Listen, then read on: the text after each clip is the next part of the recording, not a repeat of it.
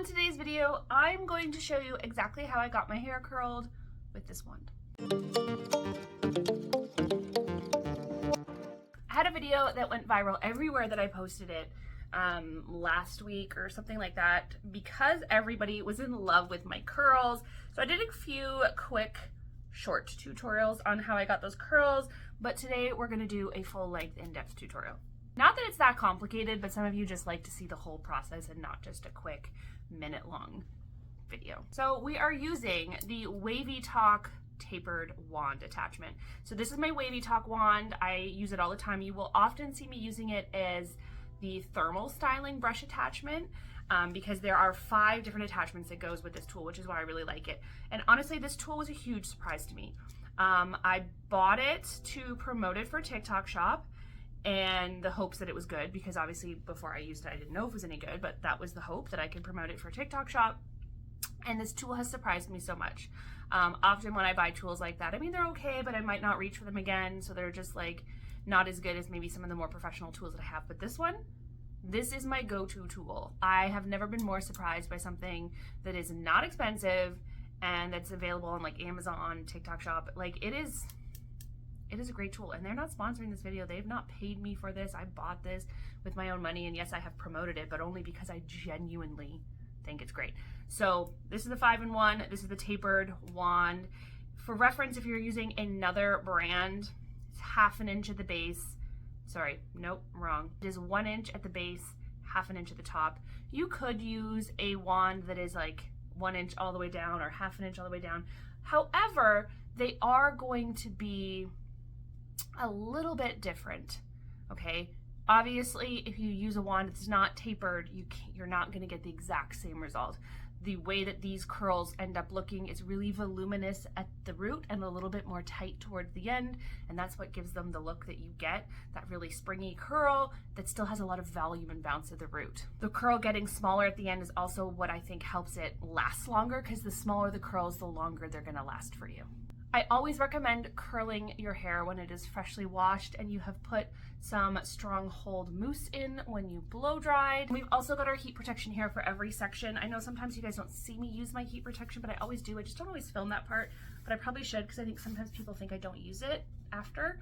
And the one I like to put on my dry hair is this Firewall by AG. I like it because it goes on like a dry mist. You don't have to wait for it to dry. It's not wet at all when it goes on the hair. So that's really great. So then we're just going to take fairly small sections of hair. I mean, they don't have to be like tiny, like you don't have to go like teeny tiny sections of hair or anything. Although I am going to do this section because it's kind of like everything in front of my ear. And then probably like, you know, sections about that. You don't want them to be too thick because you want the hair to heat really evenly all the way through. So kind of like you can almost see through the section, and not too wide. Otherwise you're just not going to have enough room on the wand and hair is going to end up falling off the end of the wand. You're going to get an inconsistent curl. They don't have to be all the exact same size or super teeny tiny or exactly 3 inches wide or anything like that. Just make sure the hair section is not too thick so that the hair can evenly heat all the way through. You're taking sections from sections of your head that make sense. So instead of taking some of this hair here from in front of my ear with some of this hair behind my ear, we're going to take that in 2 separate sections. Otherwise, we're just not going to get nice and close to the root, because the root over here is back here and the root over here is up here. So just keeping in mind where you're grabbing the sections from and making sure we get the base of that wand at the top and the tip of the wand towards the bottom, keeping that base nice and close to our head. I know a lot of people also like to curl their curls away from their face, but I actually find that I get more volume when I curl towards my face. So, you know, if you want to do it like me, that's typically what I do when I'm going for one of these really bouncy, voluminous curl looks. However, if you hate that and you prefer it another way, there's no wrong answer here. Like always, do whatever you like and what makes you feel good and makes you like your hair. Other than this pieces around my face, I kind of just curl it in whatever direction feels easiest for that spot on my head, honestly. There is no rhyme or reason, and it is totally normal for this type of thing to turn out a little different every time you do it, unless you have literally come up with a pattern and you follow it every single time you do your hair. I don't hold the curl very long, maybe 3 to 4 seconds, and I use it on medium heat. If your hair is on the fine side, that's probably enough. I always encourage people to try on a lower setting and then turn it up from there if they feel like they need to, because you always want to use the lowest setting that you can kind of get away with to damage the hair as minimally as possible. And remember, getting those curls nice and close to our scalp. You don't want to necessarily touch the scalp and burn yourself. It doesn't have to be like right up against your head, but getting it really nice and close to the head is what's going to give us a lot of volume. If you're only curling sort of like from here down on your hair, you're not going to get as much volume from this look. And if you're like me and you don't have a lot of hair, you're probably going for a lot of volume. So you really want to work at getting those curls nice and close to the scalp. It's going to work our way all the way around our head, continuing on doing what we're doing.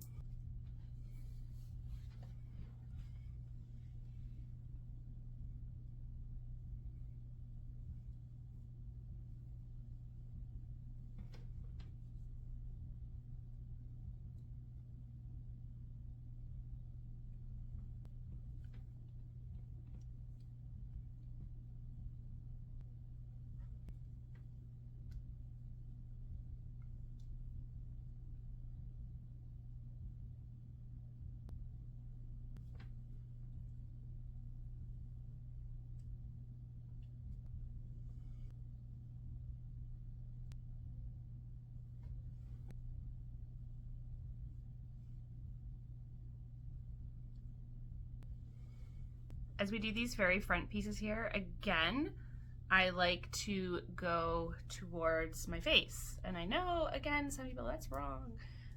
It's not wrong. It's just the way I like it. There's no rule that says what way you have to curl your hair around your face. And I just love the lift that I get and the shape that I get. This lift right here, love it.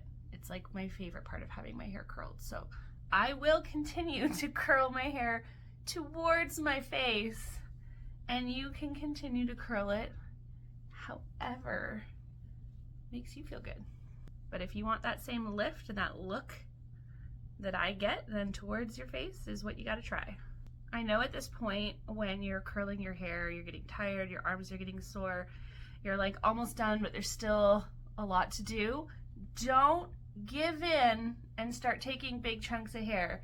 This is the point when it's literally like the most important to take small sections, is when you get to the top here. That's what's really going to give you all that lift and volume that you're after. So don't give up. You've come this far. Maybe you've burned your fingers. And it's so funny because people sometimes are like, I can't use those wands. I burn myself all the time. You never burn yourself. I have burned myself 4 times so far. I've burned myself here. I've burned myself here, here, and then here again. It is not that I don't burn myself. It's more so that I've just gotten used to burning myself. Doesn't really bother me that much. It's not that I don't feel it. I definitely feel it, but I'm just used to it. Between doing other people's hair and doing my own, you just kind of get used to it, unfortunately. Because when you use these non-clamp wands, it's so easy to accidentally touch it. You can use the little gloves that they come with. They always come with a little heat protecting glove. You know, I just find that a bit bulky and awkward to use, so I don't use it, and I'm used to not using it. However, if you really are terrified about burning your hands, or you burn them often or really badly, then definitely use it. You know, one of the worst things about curling your hair is, I was gonna go walk my dog after this, and I'm sitting here curling my hair, looking out the window, and it's raining now. It's such a beautiful day, but raining. And I spent all the time curling my hair. I'm not gonna go out in the rain. So disappointing. Maybe I can put on a hat and use an umbrella. I don't know. We'll see how badly it's raining when I'm done. But I really don't want to wreck my hair.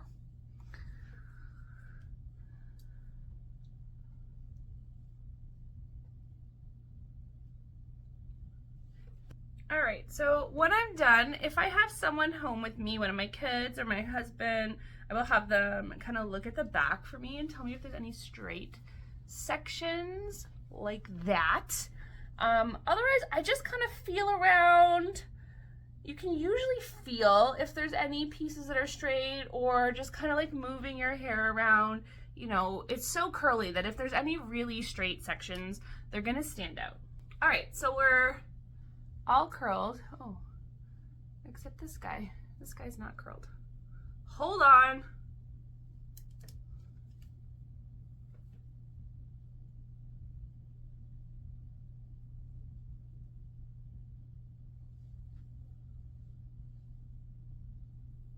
I've got so much baby hair on my face that's like getting long now, which is great. I'm glad it's getting long, but it's like a really obnoxiously annoying length. Whatever, it's fine. It's good enough. Okay, so once you get to this point, it doesn't look awesome. And this is where most people freak out. They're like, it didn't work. It looks terrible. You gotta shake it out. You gotta trust that process. All right, so first I'm gonna shake it upside down.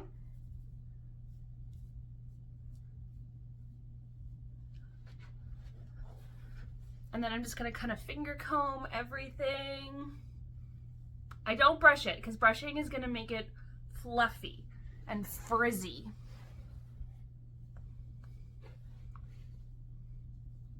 There we go.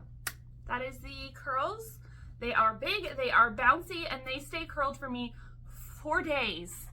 Literally last time, it was day 4 that I washed my hair and it was still totally curly. So, see if it is again today. One thing you can do with your curls, if you are worried, is right off the bat, you can add a little dry shampoo, and that way, if your hair starts to get oily at all throughout the day, well, it just won't because you've already added dry shampoo. I don't recommend adding dry shampoo to your clean hair all the time, but it can help your hair to stop from getting oily by the end of the day. And if that's something that's really going to hinder your curls and you've put on all that effort, then go ahead and add a little dry shampoo or a natural dry shampoo, and that should help remedy that for the day. So there we go. Hope that helps. I hope that you have some success in curling your hair. And remember, even though something looks easy, doesn't mean that it won't take you time and practice to get it right. And yours might not look exactly like mine, depending on how many layers you have, the length of your hair, the thickness of your hair. You are an individual and your hair is going to turn out a different way for you than it will for me. Each way is beautiful no matter what. So play around with your hair, figure out what you like for your hair. Take what I do and use that as a starting off point, but keep in mind that you might not be able to replicate exactly what I do, even when you do the exact same things that I do. Thank you so much for being here today. I always enjoy having you here with me for my videos and showing you everything that I've learned about loving my hair. Hit that notification bell so you don't miss any of my videos. Like and subscribe, share my videos because that really helps me out here on my channel, and leave me a comment to say hey, or let me know how this curl tutorial works out when you try it for yourself. Bye guys.